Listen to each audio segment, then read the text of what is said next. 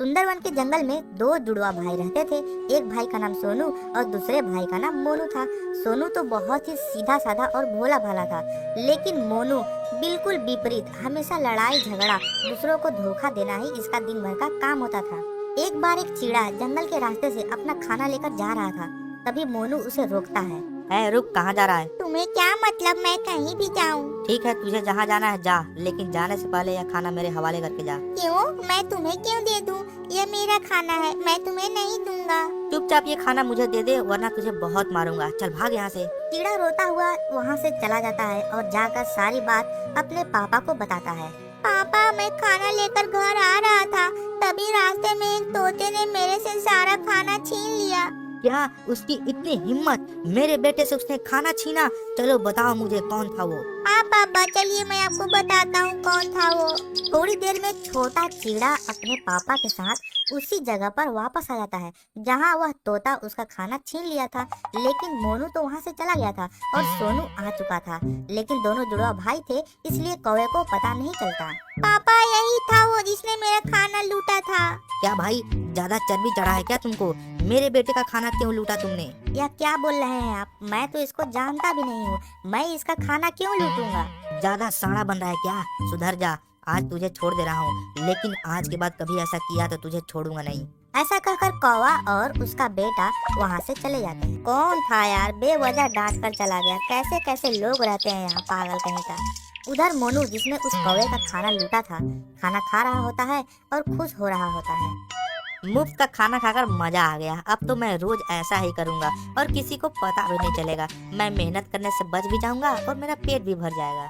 अगले दिन फिर से मोनू उसी कौवे को दोबारा लूट लेता है। कौवा रोते रोते फिर से अपने पिताजी के पास जाता है और उनसे सारी बात बताता है। पापा, आपके कल उतना धमकाने के बाद भी आज उसने फिर से मेरा खाना लूट लिया। क्या उसकी इतनी हिम्मत? अब तो उसको सबक सिखाना ही पड़ेगा। चलो मेरे साथ। कौवे को वहाँ आने से पहले मोनू वहाँ से जा चुका था और सोनू फिर से वहीं पर आके बैठ गया था और कौवा का बेटा और कौवा वहाँ पर आ जाते हैं। तुम्हारी इतनी हिम्मत, तुमने फिर से मेरे बेटे का खाना लूटा, अब तो मैं तुम्हें छोड़ूंगा नहीं।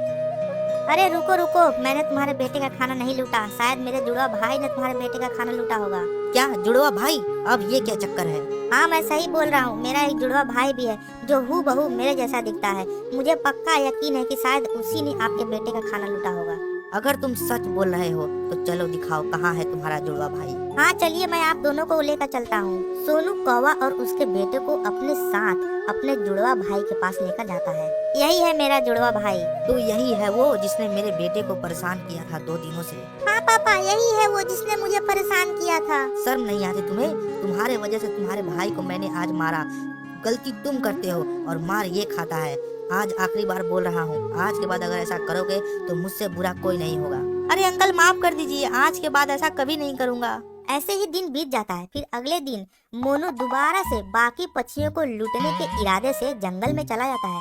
तभी उसे एक चील दिखाई देता है जो चुपचाप बैठकर अपना खाना खा रहा था। मोनू वहाँ पर आ जाता है और उस चील से कहता है, तुझे तेरी जान प्यारी है तो यह खाना मेरे हवाले कर दे, वरना तुझे बहुत मारूंगा। होश में तो हो ना? पता है तुम किससे बात कर रहे हो? अबे तू कोई भी हो, मैं तुझसे नहीं डरता। चुपचाप ये खाना मुझे दे दे। अच्छा, तो तुझे खाना चाहिए? रुक, अभी देता हूँ तुझे खाना। अरे चील भैया, मुझे माफ कर दीजिए, मुझे खाना नहीं चाहिए। चील भैया, मैं तो मजाक कर रहा था। चील मोनू को अच्छे से कुटाई करने के बाद वहाँ से चला जाता है। तभी वहाँ पर सोनू आ जाता है और मोनू से पूछता है, अरे मोनू, यह क्या हो गया तुम्हें? इतनी चोट कैसे लग गई?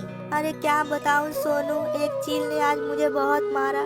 मैंने तुम्हें कितनी बार कहा था सबके साथ अच्छे से रहा करो, किसी को भी धोखा मत दिया करो, पर तुम मेरी बात सुनते कहाँ हो। अब मुझे समझ में आ गया है सोनू, आज के बाद मैं कभी किसी को तंग नहीं करूँगा। मुझे माफ कर दो, अब से मैं तुम जैसा ही बनने की कोशिश करूँगा। दोस्तों, इस कहानी से हमने सीखा कि बुरे कर्मों का फल हमेशा बुरा ही होता है, इसलिए हमें सभी के साथ मधुर संबंध बनाना चाहिए।